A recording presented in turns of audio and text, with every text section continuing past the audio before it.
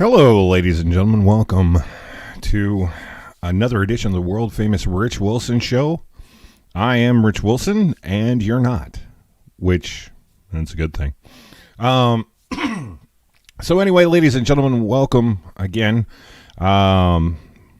We've got an interesting show for you tonight.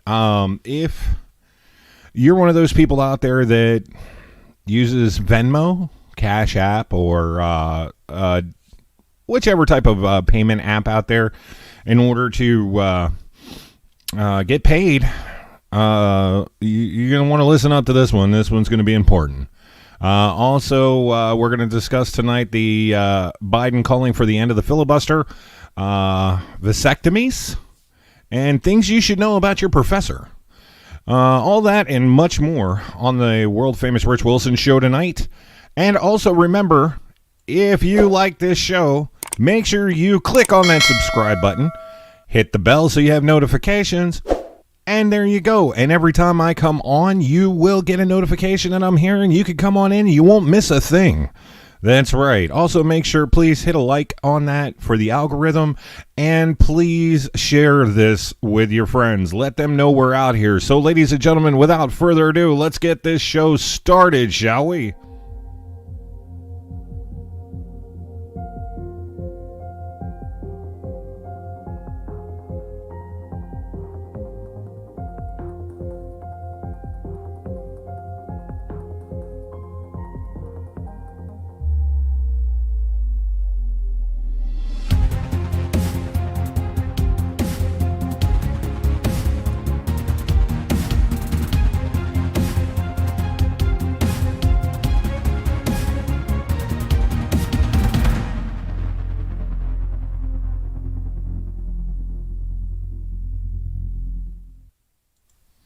All right, folks. So tonight we're going to talk to you, first of all, I didn't even type the text up for that. Oops.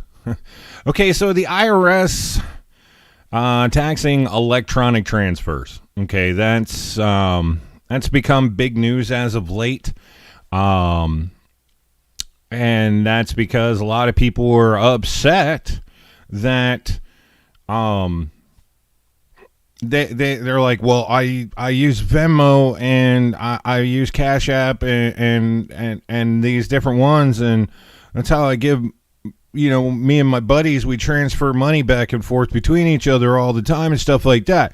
Well, okay, so let me explain to you how this. First of all, for those of you who don't know the apps I'm talking about because you don't use them, let me get you guys up to speed. Zelle is a United States-based digital payments network owned by Early Warning Services. It's a private financial services company owned by banks of Bank of America, Trust, Capital One, JP Morgan Chase, PNC Bank, U.S. Bank, and Wells Fargo. Okay. Also, we have Venmo. Venmo is what a lot of people use. Venmo is an American mobile payment service founded in 2009 and owned by PayPal since 2012. Venmo is aimed at friends and family who wish to split bills, e.g. for movie, dinner, rent, or event. Maybe your friend owes you $10 in a bet, stuff like that. That's what Venmo. Cash App is a mobile payment service developed by Block Incorporated that allows users to transfer money from one to another using mobile phone app. The service is only available in the U.S. and the U.K. In September 21, the service reported 70 million annual transacting users and has generated $1.8 billion in gross profit. Okay.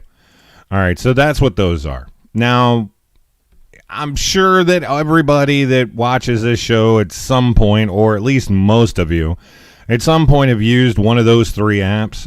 There's a couple other apps that are out there on the market for paying a bill, maybe, or for just paying, like I said before, paying your friend because you owe them some money, or one of your friends needs some money. They need some money for gas or something like that. You've used that, transfer money. You've used PayPal before. Now, this doesn't affect PayPal because PayPal already does report to the IRS. Okay, so what has happened that a lot of people are freaking out over is that now for transactions over a certain dollar amount, it's going to get reported to the IRS, and then what they're going to do is they're going to send you a 1099-K form. Okay. Now, I want to make something really clear here, and then I'm going to go over a little bit of it and how it's changed for some examples. And you can find all the website. A lot of people are so confused about what's going on, and you can find all this at the IRS website. It took me a couple hours to get through it all, but I was able to read through everything on there. Okay. That's interesting. I've gone completely down. There it goes. Okay, so I occasionally sell items on the internet. Auction site. How do the payment settlement entities report rules affecting me? Okay, so if you use payment cards as a form of payment, you will receive a Form 1099-K. This has always been the thing. If you use eBay and you sell more than 200 items, or if you sell more than $20,000 or more in a calendar year, you're going to get a 1099-K from those transactions. It's been that way for a while. Okay, that's nothing new. Okay, that's not new. However, effective for returns of the calendar year beginning in 2022. If you accept payment cards as a form of payment, you will receive a Form 1099-K for the gross amount of the payments made to you through the use of payment cards during the calendar year. Further, if you accept payments from a third-party settlement organization, you will receive a Form 1099-K from that organization only if the aggregate amount of goods and services exceeds $600 during a calendar year. Okay. Now, that's if you use payment cards or one of these third-party settlement organization deal like Venmo, Cash App, and stuff like that. It now will track if the payment of goods and services, and what this doesn't really explain in full detail. It's $600 for a particular goods or services of $600 in a calendar year. It's not $600 is the limit for the year before you get hit. It's $600 for specific goods or services. By the way, I do apologize if for some reason I start lagging and stuff like that. I've told people before in my other one, every time I do something on my computer, it starts lagging really bad. And we have equipment that's coming we're going to be working on this computer, and hopefully that brings that to an end. Part of it should arrive tomorrow, and I think the rest of it shows up on Saturday. So hopefully by next week we'll have all this figured out. Now, I have friends that craft a lot. Okay? Yeah, see, I just clicked that up, and now I got the screen of doom popping up over here. So I have friends that do a lot of crafting and stuff like that. Okay, and if you set up and accept payment cards as a form of payment for the gross amounts exceeds, same thing was the total of transactions exceeds 200 different transactions or $20,000 in a calendar year. Here, the effective for returns, and now this is not this year, so don't think that when you file your forms and the IRS for 2021 starts on the 24th this year, which is earlier than usual. Usually it's February 1st. Don't think that you're going to have to pay you're going to have to worry about what you did last year. It doesn't officially change until January 1st of this year, which will be on next year's taxes. If you set up acceptance payment cards for the same thing as the other one, made through or transactions through third party, you receive a 10 only if the aggregate amount of payments for goods or services exceeds $600 in a calendar year. Once again, same thing. Now, I will tell you, for you people out there, crafters out there, you're gonna almost most of your transactions are going to be over $600 if you're any good at it. For large ticket items. And yes, it's going to generate, if you get paid, you're going to get generated a 1099-K form. If you're using Venmo or Cash App, PayPal, anything like that, it's going to generate. Now, here's the thing, and a lot of people all freaked out about is, what happens if, say, my friend owes me $1,000? He pays me $1,000 through Cash App. Is that going to generate a 1099-K form? Yes, it is.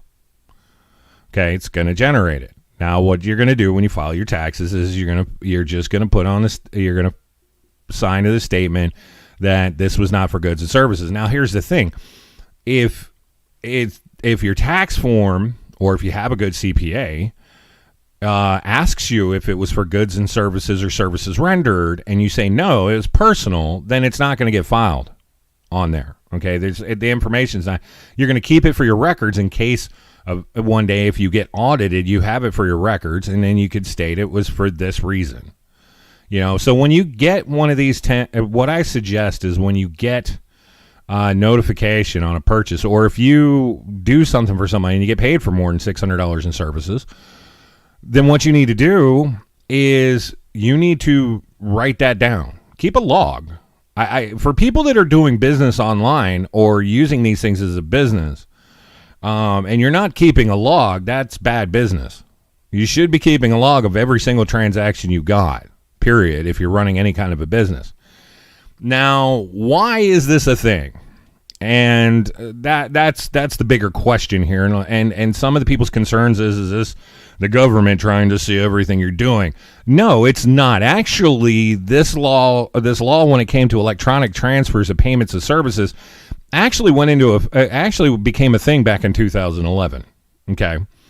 The reason why now you have the companies being made to report this information is because they weren't reporting this information. And Venmo and those were not designed as a point of sale system. Understand that a point of sale system is a system that once it's put into place, it taxes you if you are a consumer, and it generates a report if you're the business that you file with your taxes. Okay. These apps, Zelle, Venmo, and Cash App, were not designed as a point of sale system. Okay, they weren't. PayPal was. PayPal was originally designed as a point of sale system for electronic transfers over the United States when you can't be there in person with the person in order to get their card or stuff like that. It was the primary purpose behind PayPal in the beginning. Okay, a point of sale system for long distance transactions. Okay, well, PayPal already has it set up. In fact, PayPal charges you over certain amounts and stuff like that, in which if you do enough transfers on PayPal and they charge you for it, you can actually take those charges they give you and put it on your taxes as a write-off. Okay, especially if you're doing it for a business. But if you are doing it for a business, that you're supposed to put in there what you're doing it for. PayPal's going to charge you for it. You get to write that off, but it also generates a report at the end of the year. If anybody's used PayPal for business, it generates a report at the end of the year you can print out, which is your 1099-K form, which you file your taxes on. Okay, Zelle, Venmo, and Cash App were not designed to do that, and people have been using it for that. And in fact, what had happened was Venmo was used by people for illegal transactions. And when investigations were found out, and these investigations were found out through the FBI or through state and local law enforcement agencies, that drug dealers, pimps, and people of that nature were using these cash apps to transfer money back and forth, because for the locals it's not trackable. We can't look at it. Okay. And when it got handed over to the FBI, because unfortunately the way that it's handled, it skirts the whole interstate commerce thing, and the feds look into it, and the feds found out that yes, this is going on. There was major drug transactions going on back and forth, and okay, then that's illegal. And then when they dug into it further, they had the IRS look into that, because these people are still transacting money back and forth, and they found out that a lot of people have been using these apps as a form of payment for goods and services. Well, the law already existed, but people were skirting the law by using these and not paying the taxes they're supposed to be paying. Okay. And so it caught up. That eventually, through time, it catches up. And I saw a lot of people that were complaining about it in some of the videos today. I saw a guy who was a street performer. He's got a bucket full of cash, and he's also got a little sign out there saying, hey, if you don't have cash, you can tip me through Venmo, Cash App, whatnot. But understand that if you're out there on the street playing the guitar and you receive cash for you playing the guitar, you are providing a service and somebody is paying you for that service. That's considered an income, and that's actually been in effect since they started the tax system. You're making an income, you're supposed to report it. Now, here's the thing. If you're not, let me backtrack a little bit here, and another thing, like waiters. How many of us have had a job working as a waiter, a bus boy, waitress? You've worked in a job field that gets tips, pizza delivery or something like that, right? Well, the thing is if you work for a company that reports your tips, then it's not a problem. It's already done through your taxes. When you get your W-2 at the end of the year, you file your taxes, and it's already all in there.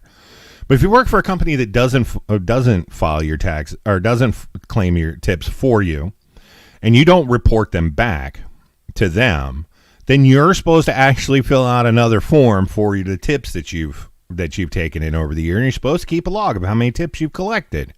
And when you file your taxes, you're supposed to report that money.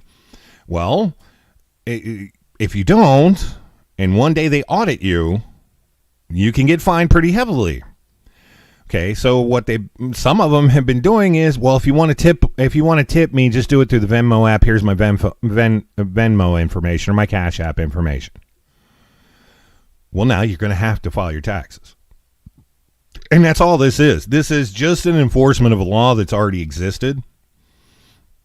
It's simply because people were using these apps to skirt the system. Venmo, Zelle, and Cash App were not designed as a point of sale system. Okay? They were not originally designed for that. And they did not have it in place where people would be using it this way, but it started getting used that way.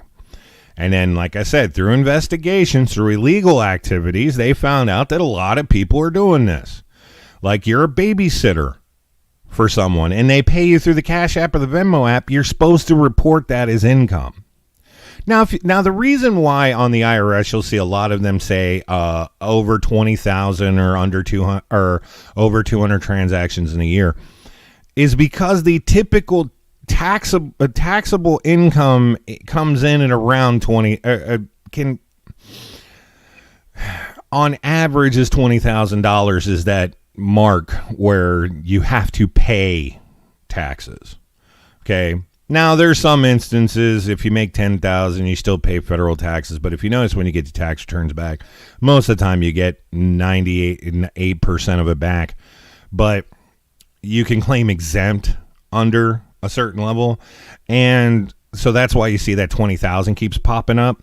So if you're a babysitter and it's a part-time job and you only make like $10,000 a year babysitting, you're not going to have to worry about it. You're just going to have to file on your taxes and whatnot. Now, if you have another job, I will tell you this. If you have another job, they look at your total income of all of your employments coming in.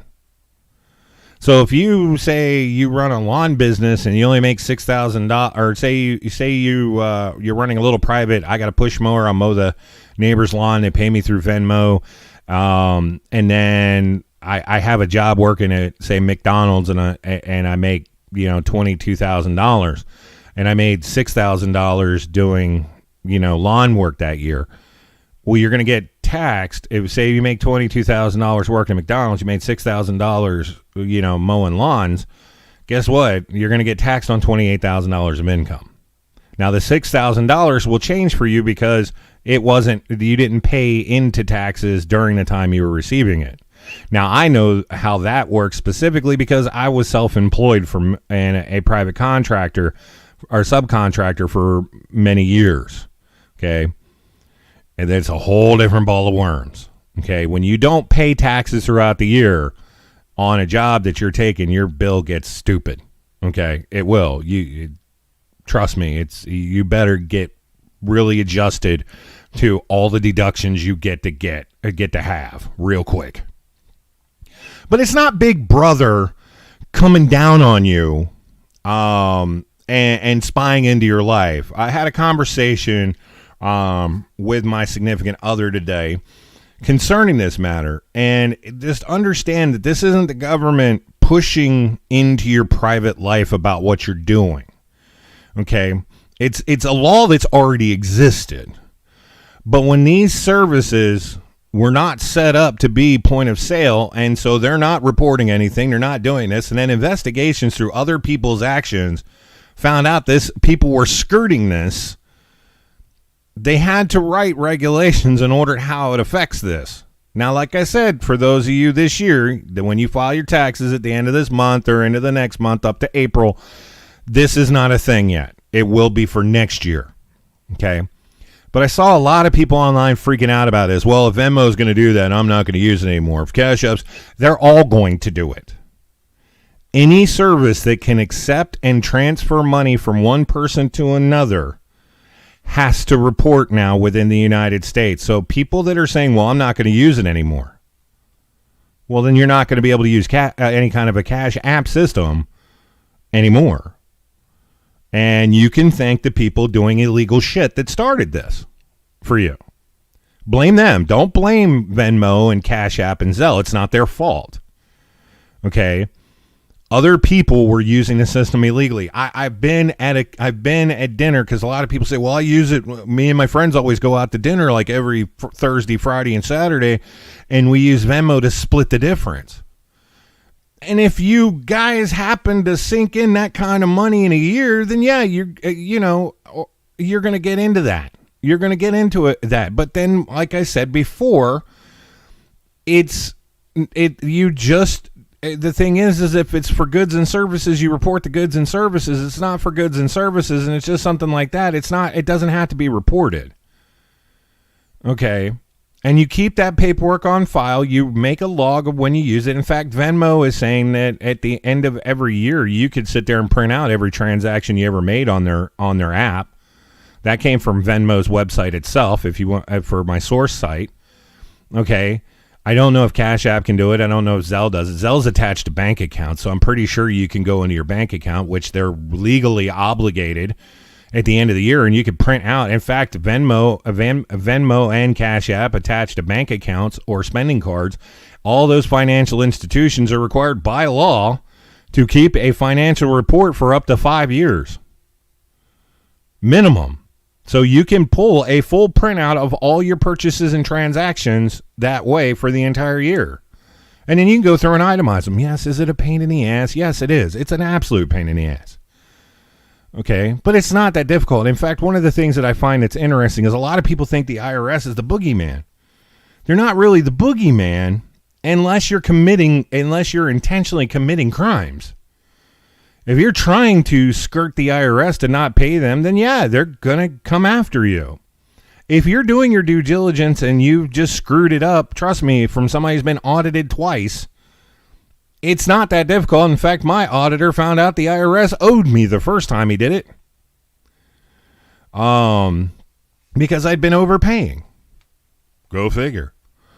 So, if you take the time to actually go through and learn the taxes that involve you, and if you go to the IRS website and you just go in and type questions that you have, it will literally pop up every tax form that could possibly be involved in that situation, and each one of those explains the rules and regulations. Taxes are not difficult.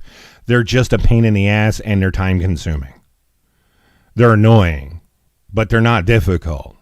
And all this is a situation, and people need to calm down, all this is a situation where people are overreacting because you think Big Brother is now delving into your personal life.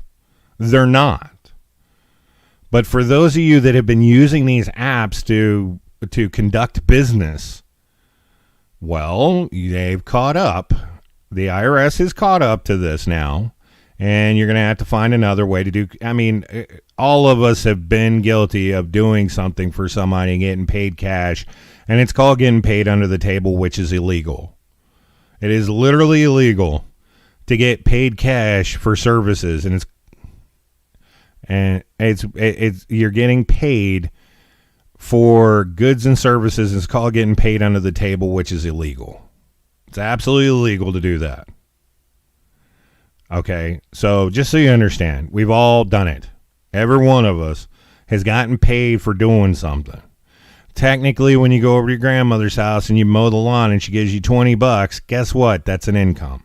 Now, are we going to report that? No. Is the IRS going to come after you for the $20 your grandmother paid you to rake the leaves in the yard? No. But I'm just saying, is it's an example technically, and the IRS agent I had that did my second audit even told me, he says, let me give you an idea of how this is. He goes, if you receive money for raking your grandmother's yard, and, her leaves, and she gives you $20, that's an income. He said, now, are we going to come after you for the $20 your grandmother gave you? No. But it's an income. There it goes. I'm trying to do some pausing in this. You'll see a little bit overly done pausing in this video a little bit because I have what's called a broadcasting health code down here. If anybody's used OBS, it's a little square at the bottom, tells you what your stream rate is, and I keep watching it. It keeps going to red into 0. So the moment I see that happen, because there's a delay, I'll stop. So if you see me look like I'm coming out of a stroke or something at some point, it's not that. It's I'm having some issues with this thing. Okay, so I don't really want to dwell in this too terribly long because it's a really dry subject. But just understand, like I said, it's a matter of, it's something you're supposed to pay. You're supposed to be getting you're supposed to be paying taxes on. You always were. If you're doing it for what would be considered business, meaning goods and services, and you're getting paid for it, or you're paying somebody for goods and services. Now, I know in my situation with me being retired, but some of the other things that I am currently doing on the side, yes, I'm going to get a 1099K this year, or this upcoming year. So what? It's personal. It's not for services rendered.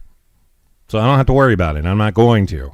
As soon as I saw this, I kind of knew what it was already, because I know like if I went to New Orleans not too long ago, and when you go down, the performers on the streets have signs that says, if you don't have cash, tip me. Venmo, their Venmo ID is there. Their Cash App ID. Hell, one had one of those the barcode things where you could scan it with your phone to pay them.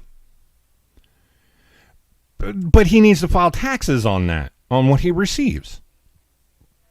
Also, in some states, you can actually write off some of your expenditures on entertainment. You can also list that as a donation. If that person appears to be a homeless person, you could list it as a donation.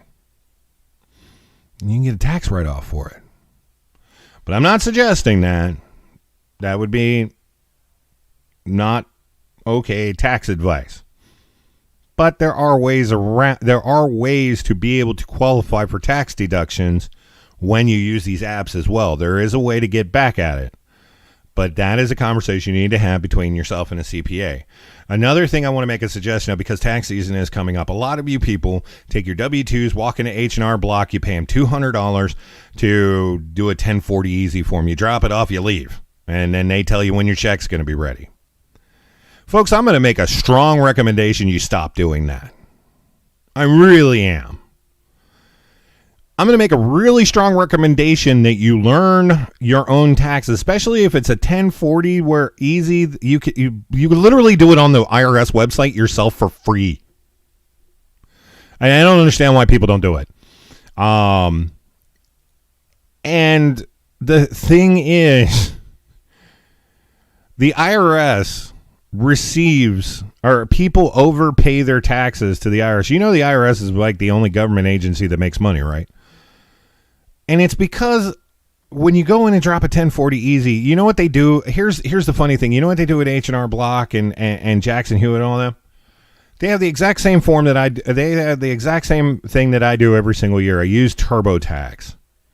It's the exact same thing. Asks the tax preparer the exact same thing. The only difference is when you go in there, you have proof of identification, stuff like that. Okay. But I watched them 1 year do mine because in fact, I can't use TurboTax anymore. I'm not allowed. I have to actually go into a place I have to go somewhere where they will prepare my taxes, give me a printout so I can mail it into the IRS. And so I just started learning how to do my own taxes the long form way, and it sucks. It's horrible, but shit happens. You should really figure out how to do that on your own, because you would be amazed at how much more money you can get back for yourself and how less you can pay. Especially if you're going to be using these apps in order to conduct business, you really need to learn how to do your own taxes. Because if you're using these apps and you get a 1099K form, guess what you can't do anymore? You're not going to be able to use a 1040 Easy at H&R Block for $200. You won't be able to. Because 1040 Easy means you drop your W-2 off and they could just simply file your taxes. They could just take your form, put it into the computer, it does a thing, and it does it all. 1099K means now there's a whole lot more questions and stuff that has to be filled out. So if you get these, you can't do a 1040 Easy anymore. And in fact, your tax bill, your tax preparer bill goes up because of it.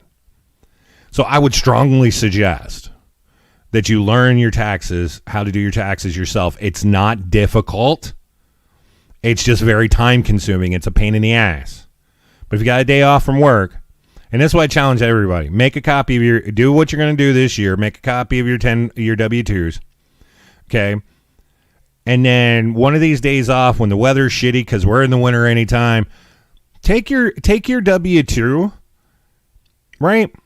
And go on the IRS website and go through the different forms and stuff and work on your own W-2. You'll find out it's not as difficult as you think it is. It's not as much math as you think it is either. With a little bit of practice on it, you could sit there and do your taxes for your friends. Just don't use the Venmo app for them to pay you for your services. Just saying. Anyway, let's get out of this. The IRS sucks. Information sucks. It's a dry subject. Not much you can do about it.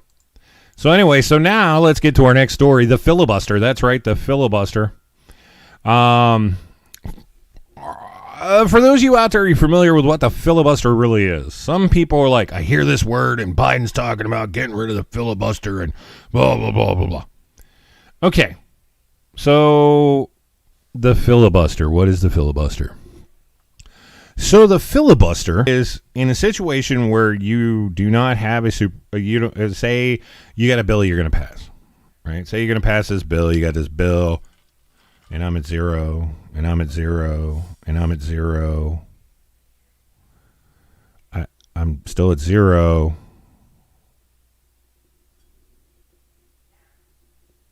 Did the IRS shut me off? There it goes. I thought the IRS for a minute there shut me down. It stayed at 0 for a while. Okay, so say that I should be monitoring what my computer is up to at the same time and see if it has something to do with it. So say you got this bill, you want organic wheat bread. It's an easy subject for me to pick on, that's why I use it. Okay. Because I don't like organic wheat bread. I can't stand it. Now you may love it and don't come after me because you love it. So anyway, so say you want to pass this bill. And say you're, let's just say you're a Democrat and you've got the House majority, but you only got 53. Okay. But you want everybody to get free organic white bread or wheat bread. Okay. And because it's not a matter of something that's already in place, it requires a 2/3 majority, which means you need a couple of the other people of the other party to vote for it. Now say that they don't want this. They think this is too much, blah, blah, blah. They come up with Sunday. The sky was purple that morning is their reason. Okay, so you want to pass comprehensive organic wheat bread handouts, but the sky was purple that morning, so you can't get the other side to go with it. Well, the other side can block you off by doing what's called a filibuster. If the entire group that feels like it's not a thing and should not be a thing, then they either pass procedural votes or get procedural requests and overflood the system to where you can't get to a vote on your bill, or they just straight up block vote, And and then what they try to do, the whole idea is to extend it out until time runs out and you have to move on to something else. Now that's a filibuster. Now, I wasn't real too sure about what a filibuster was until I was living in Nevada, because I never really heard about it much. I followed politics. I kind of knew what it was, but I didn't know that much about it until the man who's currently lying in state at the Capitol building, Senator Harry Reid from the state of Nevada, was the Senate minority leader, and he did one that was the overnight filibuster and made filibuster like really famous, and it became a thing. And so it gets used by both parties. If one party is saying, oh, they're going to use this and we need to get rid of it, and they're horrible people because they're using it, both parties have used the filibuster. Don't let them bullshit you. You've got Nancy Pelosi and McConnell, well, whatever the hell is the other guy's name is. Anyhow, saying that the Republicans are horrible people and they're using this filibuster and it should go away. The Democrats did the same thing when they were in the minority. They both do. And here's the problem. What's going to happen? You eliminate the filibuster, say the Republicans take the House and the Senate in 2020, this year, right? Say at the midterm elections here in November, the Republicans take control of both houses, and you don't have the filibuster, and you want to stop them. Are you going to sit there and cry that the horrible Republicans won't allow you the use of the filibuster again, even though you're the ones that removed it? You notice how it works that way? If the other side uses it, the other side turns around and goes, you're horrible people and we should get rid of this. Okay. Just to understand that it's a thing. It's there for a reason, and it's been used for a reason, and there's no reason to get rid of it. It's part of a system design that when you go to pass a bill, your bill should be solid enough if it's to pass that the other side should be, some of them should be willing to go in. It's this thing to kind of help keep bipartisanship in place so that we have work on both sides. If we don't have work on both sides and one bill rams through Obamacare, then guess what? Maybe we shouldn't have that bill. Just saying. Maybe we shouldn't. Now, I have some slides on this. I don't know if you're going to want to read them or not, but first thing, Joe Biden backs filibuster rule change to push voting rights bill. U.S. president throws support behind change of rules that allows minority of senators to kill proposed laws, plus inside Trump's new man. Well, I didn't get the Trump's. I apologize for that. I should have edited that part out. I didn't go inside Trump's new Manhattan bar. I don't want to be anywhere near Manhattan right now. Nothing against the people of Manhattan. Manhattan's a great place. Wonderful people, but I don't want to go to Manhattan right now. Okay. Joe Biden gave his most forceful endorsement. Why is this over here? There we go. That's much, much better. Okay, so Joe Biden gave his most forceful endorsement of changing the Senate filibuster rule in order to pass sweeping voter rights and legislation, saying he was tired of being quiet Joe Biden, tired of being quiet, folks. Man.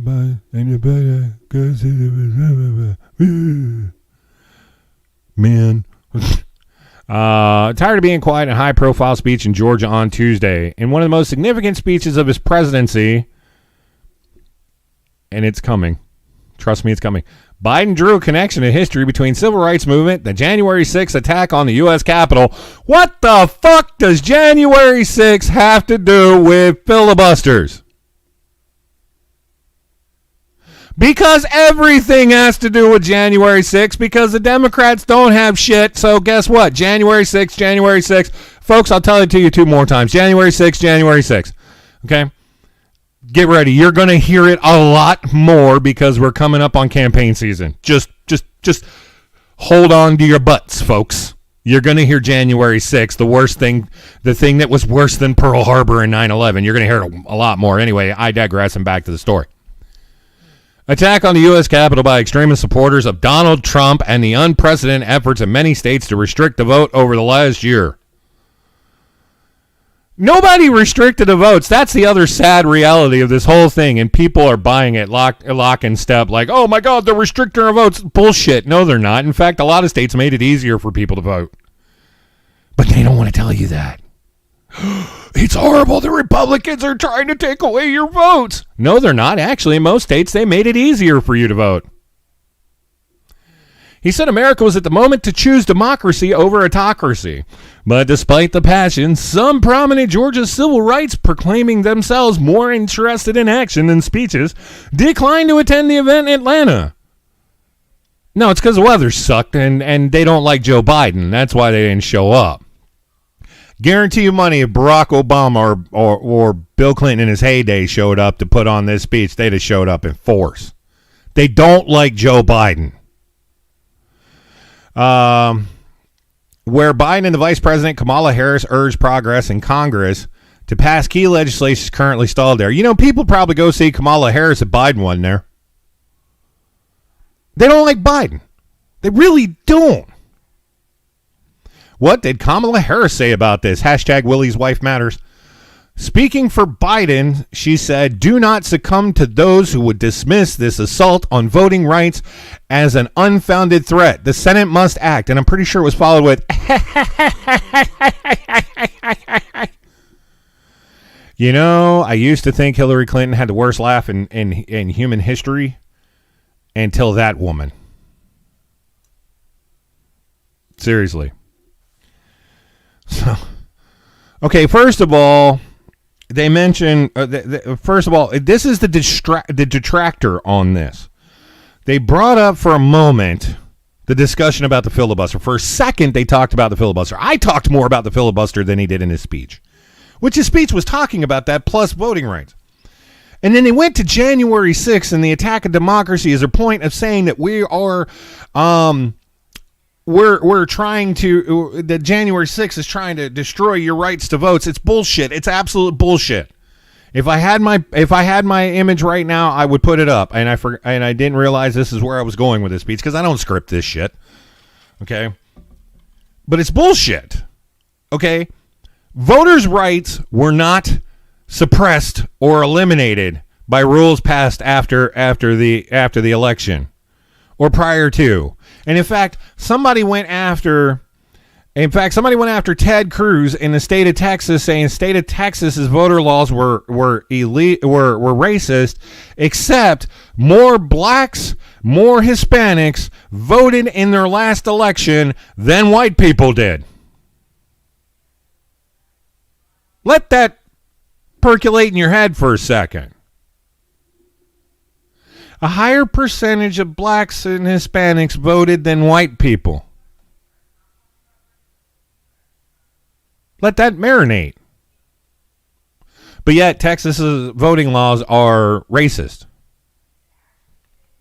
I asked a lady at DMV because she was a very good, very gorgeous African American lady, if she thought that because we were sitting there waiting for my ID thing to print, or my ID thing and everything else and all the stuff. Plus, because I live in a house and I don't have a job in utilities, I had to get a statement from my significant other to make sure that they could prove my residency. And I asked her, I said, so let me ask you a question, because you registered people to vote here. Do you think the state's voter laws in the state of Texas are racist? She looked right at me. She looked around. She goes, honey, they're easier than they've ever been to vote in this state. And I love the detraction when they bring up the whole voter thing, saying that, oh, well, it's harder for black people to get IDs. No, it's not. They're not smart.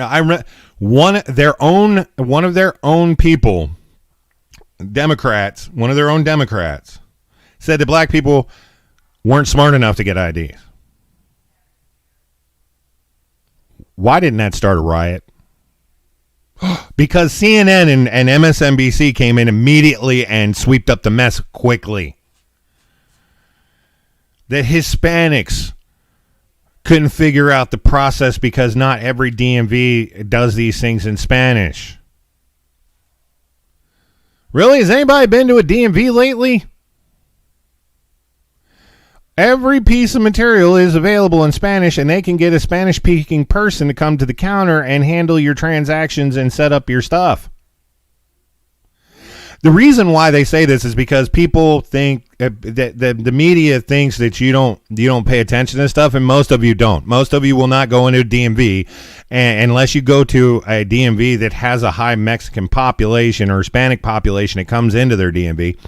Like Nevada, I've been to the one in El Paso, Texas, and one in Arizona, where they actually will make the announcement in English, then make it in Spanish. In fact, I was in one where they not only make the announcement in Spanish and English, they also make it in like 2 or 3 different Asian languages on top of it. I was in one in Florida where they actually do they also do part of it and I one time I said that it was Spanish that the Puerto Rican people were speaking, and I got ripped at. So the specific language that they speak, I know Puerto Rican I don't think is a language. I could be wrong, and if I offend anyone, I apologize for it. These services are available. They made it easier for people, and in fact, in 41 states that require you prove an ID, in 41 states that require that you produce an ID in order to vote, if you go into a DMV to get an identification in order to vote and you tell them that and you sign a sworn affidavit, you get your ID for free. Did you know that? I bet you didn't. I bet a lot of people didn't know that. It's true. So, January 6th, okay, that needs to go away. One of these days, I'm going to do an entire video on January 6th and how the fact it is not a fucking insurrection. If January 6th was an insurrection, is the worst point. The way that was planned out, you couldn't take over a picnic, let alone the government. So be watching for that video to come up. I'm going to do a video on how January 6th is not a damn insurrection. It was a horrific protest that got out of hand. It was as much as an insurrection as the riots this summer were peaceful protests. Let's just say that.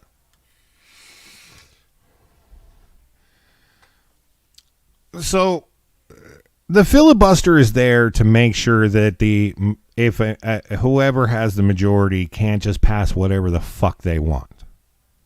Okay, I apologize for language, but the January 6th thing, I'm getting tired of every story that I read, every article I read about news right now is January 6th rolled into it.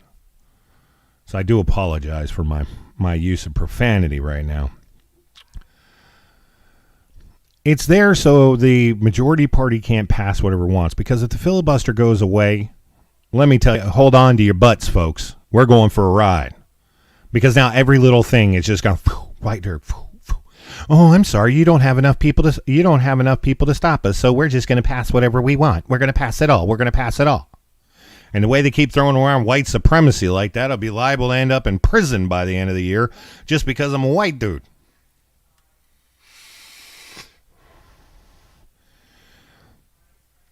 I mean, all seriousness, the filibuster is there to make sure that there's a certain checks and balance system, and that one party can't sit there and get a one-person majority and pass everything they want.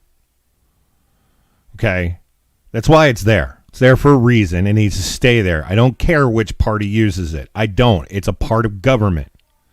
I may be a registered Republican, but I don't care if the Democrats use it when they're in a minority.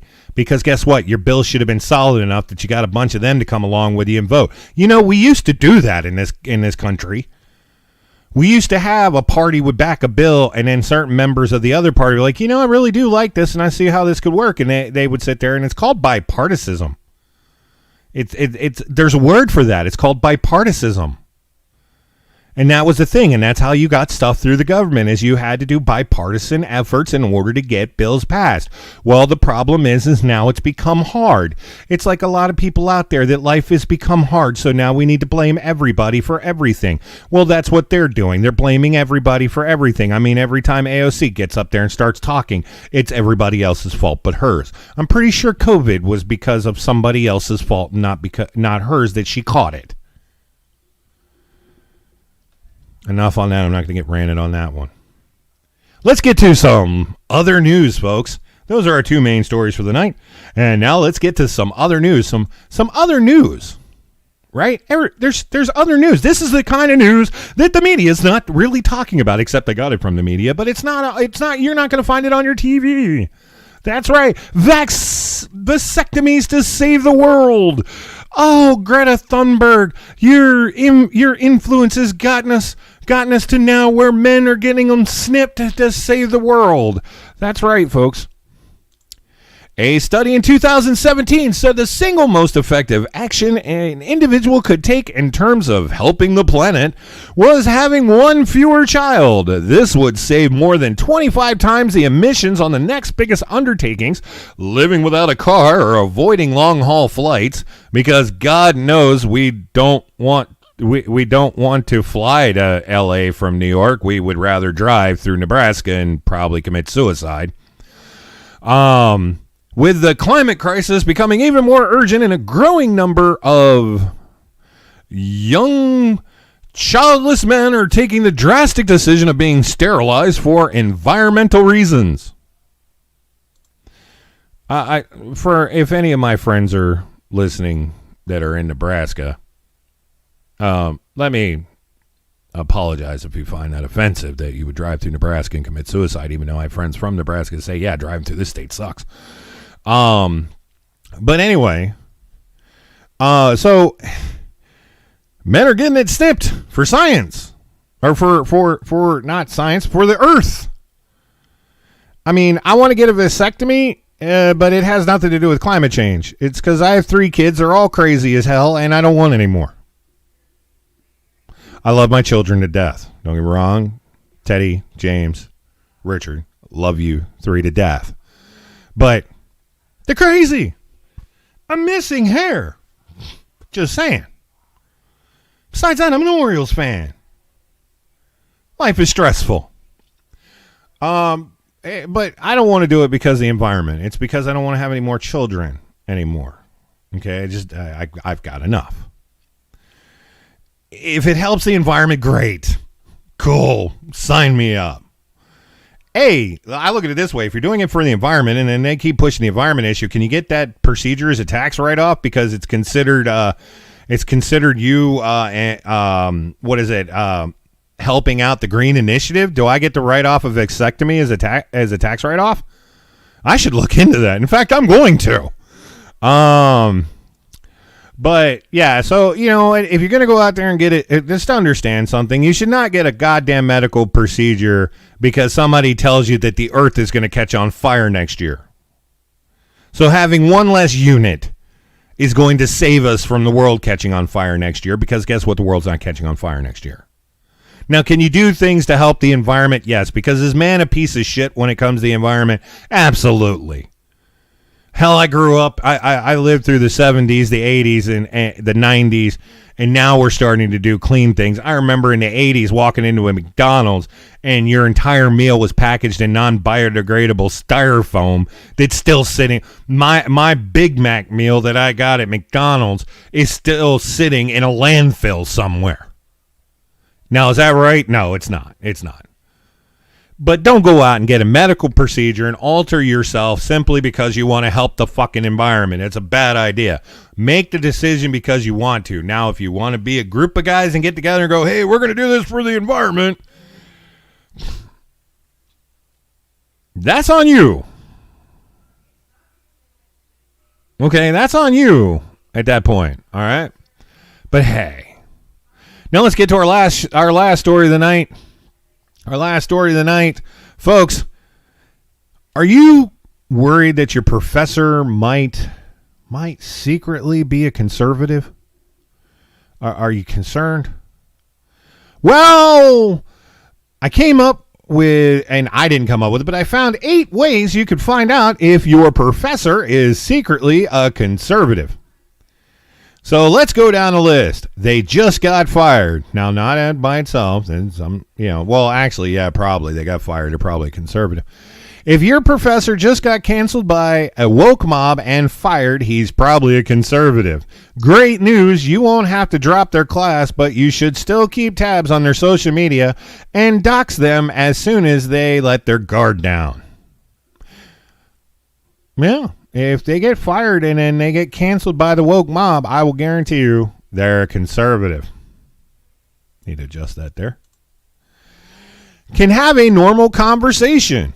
If someone can go more than 5 minutes without mentioning how many trans women of color are being murdered, then they are part of him with his pronouns on them. There is nothing more offensive than demanding people assume your own gender. Did not cancel class on January 6th. Yeah, most definitely at that point. That's like the dead ringer right there. Classroom missing requisite 36 posters and slogans related to BLM or trans activism. Flags are acceptable in place of posters. Yeah, if you walk into your classroom and you don't see all that, then they're probably a conservative. Teaches you in person. This is a tantamount to murder. He might as well be committing war crimes in Iraq. Uses outdated grading system. Education experts agree the grading system needs to move away from the pass-fail concept and be replaced with racist and also racist systems. Yeah, if you get pass-fail, yeah, I could see that. They treat all students with dignity and respect regardless of race or gender. The person who wrote this just threw up a little bit in their mouth for it. So there you go, 8 steps on how you can determine that your professor is a conservative. By the way, that comes to us from the Babylon Bee. I found that today, got a laugh out of it, and thought you should too. It'll probably get me banned. Shit happens. I've been banned in a lot of things. Why do I care? By people's personal opinions. I think you're this. Get out. You. All right. So anyway, ladies and gentlemen, thank you for being a part of the show tonight. I hope you guys enjoyed yourself. I've gone on for just about an hour. I do want to make sure, though, tonight, like I said, that's the wrong one. I do want to remind you that, please, if you like the show, hit subscribe, then hit the bell. That way it lets you know when I'm on. And share this video. Let your friends see the just insanity that is this show, the absolute nutcase that I am. Share it with everybody. We'll overtake the entire world with my insanity. Yep, that's it. The world famous Rich Wilson show runs the world with his insanity. Isn't that amazing? Hey, look, how long have you been there? That's my friend up there. Nakani is in the chat room and said, all right then, did you miss the show? Or have you been there the whole time? You just now saying something. He probably just tuned in long enough for the 8 ways to tell your professor is conservative. I love that guy. That guy is a damn good friend. Miss you, brother. Hope you're having an amazing time out there. I wish I could see you. One of these days, maybe if you come out to Springmore and you stop by South Houston and come over and see me. But anyway, folks, like I said, I've drugged this on for an hour now, so it's time to go. I want to keep these down to 1 hour and not go over. But I need to make sure I give credit, thanks, and I need to give you my sources. Why? Because people are always like, sources. Like 1 + 1 = 2. Sources. So, folks, have yourselves a good night. I'm going to end this with my credit sources and special thanks. Once again, special thanks to my significant other who puts up with my shenanigans and is also making sure that this thing is a possibility. Without her, I would be homeless in a dumpster somewhere. So there you go. Anyway, so folks, have yourselves a wonderful night, and we'll see you tomorrow. Tomorrow's show may be an hour early because I think I have some kind of a meeting or something tomorrow, and which starts at 7 o'clock my time, and normally the show starts at 7 o'clock my time. So since I'm keeping these down to an hour, tomorrow night, 6 o'clock Central Time. For those of you on the East Coast, that would be 7 o'clock. For my show tomorrow. So tune in. Make sure, like I said, once again, do me a favor and smash that subscribe button. Click the bell for notifications. And share. Hit the like, too, so it sets up your... If you like my show and you want to see other content like mine, if you hit the like button, there's an algorithm that'll start putting stuff in your timeline on YouTube for videos to watch that are similar to mine. Which means you won't have shit in your line. Nothing. You'll have nothing. All right, folks. Anyway, you guys have yourself a wonderful night. I will definitely do that. I will tell her hi for you. And I'll give her a big hug for you. All right. Anyway, folks, have yourselves a wonderful night. This is the world famous. I am the world famous Rich Wilson show. I'm Rich Wilson and you're not. And I run the world famous Rich Wilson show. I actually don't run this. I don't. I'm in a bunker, and they let me out every once in a while to go pee and play basketball in the courtyard. So, even though there's no basketball hoop, it's all in my head. Anyway, you guys have yourselves a good night. We'll catch you later.